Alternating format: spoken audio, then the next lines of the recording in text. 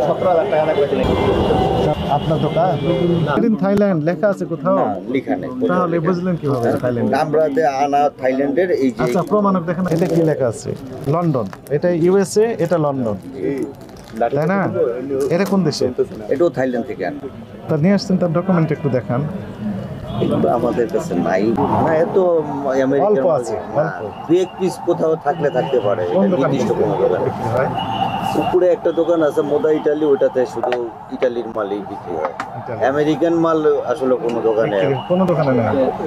এই যে একই নির্দেশনা আপনার এখানে মনে হয় একটারও মানে ইম্পর্টেন্ট নেই, আছে? না, এখানে ইম্পোর্টার যত প্রোডাক্ট আছে একটারও ইম্পর্টেন্ট নেই। থাইল্যান্ডের যেগুলো এই জিনিসটা আপনার ইম্পোর্ট দেশের করেছে, এটা? ইম্পোর্টের তথ্য থাকতে হবে। উদাহরণস্বরূপ এমএস ট্রেডার্স ইম্পোর্ট করেছে, তার ঠিকানা এবং বাংলাদেশি টাকায় কত টাকা এটা প্রাইস, এটা উল্লেখ করে দিবে ইম্পোর্টার, আপনি করবেন না। ইউএসএ লেখা আছে যে ওটা ইউএস এর কোম্পানি, কিন্তু আসলে আসছে তো থাইল্যান্ড। এটা কত করে বিক্রি মেড করেন? ইন থাইল্যান্ড লেখা আছে কোথাও? না, লেখা নেই। তাহলে বুঝলেন কিভাবে থাইল্যান্ড? আমরা যে আনা থাইল্যান্ডের এই যে আচ্ছা, প্রমাণক দেখেন, আনিয়েছেন আপনি থাইল্যান্ড থেকে। পার্টির থেকে মাল কোন পার্টি থেকে নিয়েছেন সেই পার্টির তথ্য দেন। লাগেজ পার্টি, যেমন এখানে লাগেজ পার্টি, একটা আলাদা নতুন পার্টির নাম আমরা শুনছি, লাগেজ পার্টি। ম্যাক্সিমাম কেউ ঘুরতে যায় সব অবৈধ। এখানে কি লেখা আছে? শরীয়ত সম্মত ওই লাগেজ পার্টি? না না, ওই শার্টটা একটু দেখেন তো দেখি। উপরেরটা, হ্যাঁ। এটা কি লেখা আছে? লন্ডন। এটা ইউএসএ, এটা লন্ডন, তাই না? এটা কোন দেশে? এটাও থাইল্যান্ড থেকে আনা। থাইল্যান্ড থেকে নিয়েছে। এটা কোম্পানির ম্যানুফ্যাকচার অরিজিনালি থাইল্যান্ডের না, এটা আমেরিকান লন্ডনে, কিন্তু ওরা আন্ডার লাইসেন্সে করে ওইখান থেকে আমাদের আনা হয়। তা নিয়ে আসছেন, তার ডকুমেন্ট একটু দেখান। এগুলো আমাদের কাছে নাই। আমরা ওই যে 2 পিস 4 পিস করে মাল আনি। এখন হাজার হাজার পিস আছে। ম্যাক্সিমাম স্যার এরকম সবগুলোই তো বাইরে। জি, এরকম ম্যাক্সিমামই 2 পিস 4 পিস করে। কোনোটার আপনি 6 পিস পাবেন না, 1 পিস পাবেন, এরকম। কিছু কিছু কোম্পানি নাকি এক পিস তৈরি করে। না না, এটা একদম শুনেছি, জি না, এক পিসই তৈরি করে, ওই ব্র্যান্ড, মানে এক ক্যাটাগরির। তাহলে আপনাকে কি বলা হলো বুঝতে পেরেছেন পয়েন্ট? জি স্যার। ইম্পোর্টারের নাম, ঠিকানা এবং এমআরপি থাকতে হবে। স্যার এটা আপনি কত করে বিক্রি করেন এই শার্টটা? এটা 5,500। এই যে আপনি যে মুখে বলছেন এটা অবৈধ কাজ। জি স্যার। এটা ইম্পোর্টার তথ্য থাকবে এবং এমআরপি থাকবে, সেখানে 5,500 কেন 50,000 হলেও অসুবিধা নেই। জি স্যার। আমরা তখন পরীক্ষা করে দেখতে পারবো, ইম্পোর্টারকে ধরতে পারবো, লাইসেন্স, ভ্যাট, ট্যাক্স, কাস্টমস সব কিছু যাচাই করার সুযোগ আছে। আপনি যে 5,500 বললেন, এটি কি আমাদেরকে দেখে বলতেছেন? না। পুলিশ আছে, মিডিয়া আছে, যেহেতু এখানে? কোনো ডিক্লেয়ার নাই, তাহলে এটা কিভাবে আপনি বলবেন? আমি আপনাকে বলতে পারতাম যে স্যার এটার দাম 2,000, আমি তো ওইটা বলি না, কেননা আমার 5,500 তো বলেছেন। জি স্যার। এখন অনেকে তো বলতেছেন 20,000 বিক্রি করেন। না, যেটা আমি বিক্রি করে সেটা আমি কেন বলবো? একজন বললেন কি 27,000 দিয়ে কিনে নিয়েছেন, তারপর যখন রিপ্লেসমেন্টে আসছে রিফান্ড, তো বলছে না, এত দাম না, তখন উনি ধরা খেয়ে এই প্যাকেট সহ আসে না, প্যাকেট আপনারা নিজেরা করেন? তখন আমরা এটা 5,500 নিজেরা করি, কারণ ওইটা ওই পলিটা খোলা থাকে। এগুলো সবই একটা অবৈধ প্রক্রিয়া, জি স্যার। বুঝতে পেরেছেন? এত টাকার বিজনেস, এত টাকার আমদানি করেন পণ্য, অবশ্যই ইম্পোর্টারের তথ্য থাকতে হবে, এমআরপি থাকতে হবে। কোনো কাগজপত্র আপনার আছে সাথে আপনার বার্গেনিং এখানে? করার কোনো সুযোগ নেই। কোনো কাগজ নেই। না, কাগজ ছাড়া পেপারলেস কিভাবে বিজনেস করেন? পেপারলেস কি করে ব্যবসা করেন? একটা ব্যবসা বিশ্বাসের উপরে শুধু। এটা কি হলো? আমি বললাম এটা আপনার 2,000 টাকা, আপনি বলবেন 5,000 টাকা, এটা তো হবে না তো। ইম্পোর্টার দাম বলে দিবে। আমেরিকার। এটা কি লেখা আছে যেন? লন্ডন। লন্ডন মানে কোন দেশের? ব্রিটেন, হ্যাঁ। Great Britain, England. আমেরিকারও শার্ট আছে, ইংল্যান্ডেরও শার্ট আছে। এখন আপনি ইচ্ছে মতো দাম হাঁকায় বসে থাকবেন, যেহেতু এমআরপিও লেখা নেই, জি স্যার। যেহেতু ইম্পোর্টারের নাম নেই এবং এমআরপিও লেখা নেই, আপনি যত দাম চাবেন। এটা থাকলে হবে না, এটা ওই দেশের জন্য। এটা তো সেটাও লেখা নেই।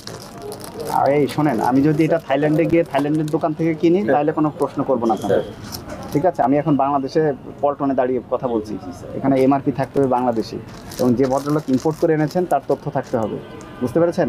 এখানে আরবি লেখা, থাইল্যান্ডের লেখা, ইংলিশের লেখা, এগুলো গ্রহণযোগ্য না আইনে। তাহলে এখন ইম্পোর্টারের কাগজ আপনার কাছে এখন নেই? কিছু নাই, সবাই যে স্বীকার করে দেখাতে লাগে পারবেন? আমি দেখাতে পারবেন? কাগজ স্যার। দেখাতে পারবেন? না স্যার, এটা যেমন এক পার্টি আনছে 4 পিস মাল আনছে। ওই পার্টির তথ্য দেন আমাকে। ওই পার্টি তো আপনাকে নিশ্চয় একটা ইনভয়েস দিয়েছে, ক্যাশ মেমো দিয়েছে না? অবৈধভাবে ওই যে লাগেজে করে নিয়ে আসে, লাগেজ, ওরা ব্যবসা করে, এগুলো অবৈধ। এগুলো ওরা ঘুরতে যায়, যে 6 পিস মাল নিয়ে এখন আসে। সমস্যাটা কি জানেন? সরকার রাজস্ব বঞ্চিত হয় এতে। জি স্যার। এটি হতে পারে, আবার এমনটি হতে পারে যে উনি লোকালি তৈরি এই ট্যাগগুলো লাগিয়ে দিয়েছে হতে পারে। মেড ইন ওই যে থাইল্যান্ড, নিজেরা made in USA, made in কি লন্ডন, এর জন্য দায়ী কিন্তু এখন আপনি হবেন, বিক্রি করছে। তাহলে ফেক দেশ সামনে জানো ওই পাশে আপনি পজিশন একটু হোল্ডার। কথা বলি বড় ভাই, একটু কথা বলি। মানে এই যে আপনারা যে এগুলো আনেন এবং কোনো এমআরপি থাকে না, কার কাছ থেকে আনেন এটা থাকে না, ভোক্তাদের তো এইভাবে ঠকানো হচ্ছে।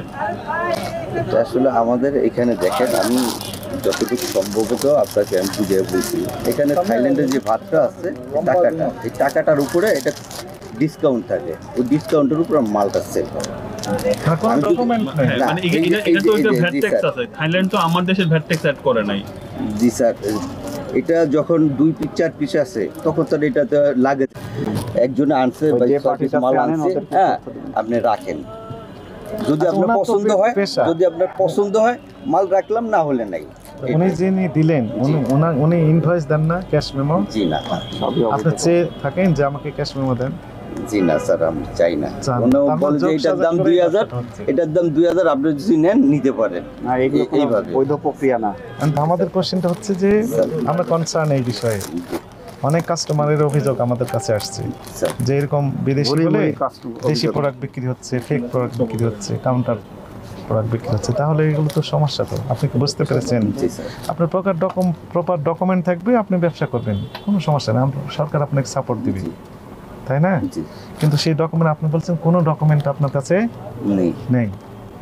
আপনি এখন নিজেকে কোশ্চেন করেন যে এটা ঠিক হচ্ছে কিনা। জি স্যার, আমি আমার দিকে এটা আমি অপরাধী, আসলে ঠিক হয়নি, আইনেও এটা নিষেধ করা আছে। আমার দিকে আমি অপরাধী। ডকুমেন্টেশন থাকতে হবে। যেহেতু আপনি আপনাদের কয়ের ক্যাশ নেক্সট মেমো টাইম নেই, চেষ্টা করবো এটা এটা তো হতে কালেক্ট পারে না। করার জন্য। প্রত্যেকটা ইম্পোর্টারের নেক্সট টাইম আমি চেষ্টা করবো। চেষ্টা আপনার- করবো না। এখন আমাদের নির্দেশনা দুইটি।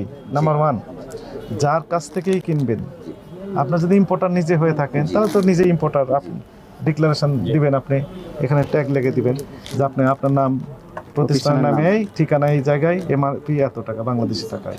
এরপরে ইম্পোর্টেড কাগজ সব রেখে দিবেন। আর যদি আপনি মনে হয় যে না আপনি নিজে ইম্পোর্টার না, অন্য থার্ড পার্টির কাছে নিয়েছেন, তার কাছে ক্রয়ের ক্যাশ মেমো নেবেন।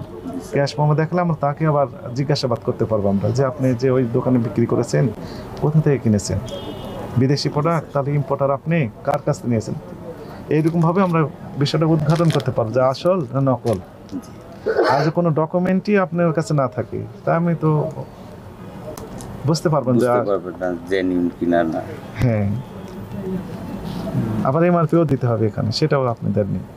তাহলে দুইটি নির্দেশনা আমাদের, একটি হচ্ছে যেহেতু এগুলো এমআরপিও নেই, জি স্যার, ইম্পোর্টার স্টিকার যেটি থাকার কথা ছিল সেটিও নেই, জি স্যার। এই অপরাধে আপনাকে সতর্কতামূলকভাবে জি স্যার। পাশের দোকানের মতোই আপনাকে 20,000 টাকা জরিমানা আরোপ করা হলো।